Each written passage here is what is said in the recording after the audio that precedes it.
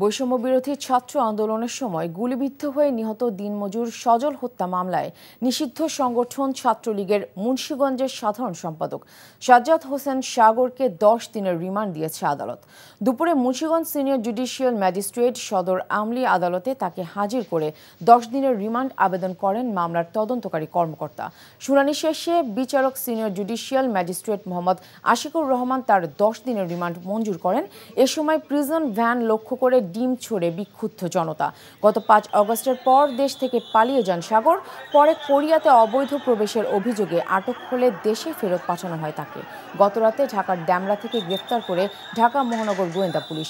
সাগরের বিরুদ্ধে 3টি হত্যা মামলা সহ 5টি হত্যা চেষ্টা মামলা রয়েছে।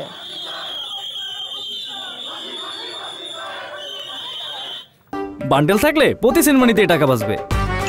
বিকাশ সেনমানি বান্ডেল কিনে জিতুন প্রতি লেনদেনে।